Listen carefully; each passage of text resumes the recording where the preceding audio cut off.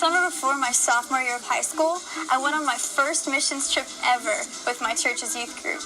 We planned to be gone for about 2 weeks as we piled into a bus and road tripped from Pennsylvania to Georgia to Arizona to Colorado and finally Ohio.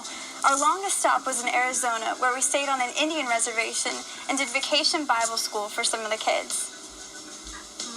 On our way there, our youth pastor prepared and challenged us to have a missions mindset and make the most of every opportunity.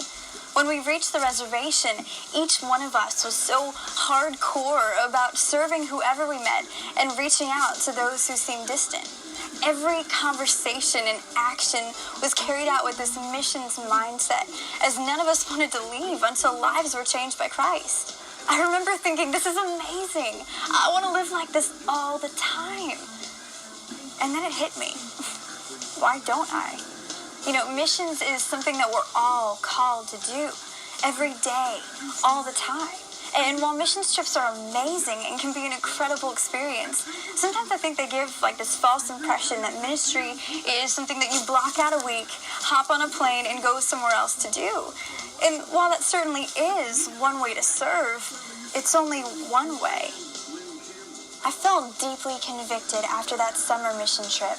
I knew that if my youth group acted the same way in our schools as we did on that trip, things would be a lot different. Not only would people unmistakably know that we're Christians, but they'd be challenged and changed by it. Jesus says in Matthew 28:19, "Therefore go and make disciples of all nations, baptizing them in the name of the Father and the Son and the Holy Spirit, and teaching them to obey everything that I have commanded you. And surely I am with you always, even to the very end of the age." Now, this verse isn't just talking to the radical Christians who go off and be missionaries in Africa. This verse is talking to you. Did you know that you're called to be a missionary? And by the way, that doesn't have to mean in Zimbabwe or some other place we can't spell. Being a missionary starts with your mindset. The most essential part of ministry is serving, which requires a heart that always considers the needs of others above your own. Look around your school, your community, your home, and try to identify the problems that you see.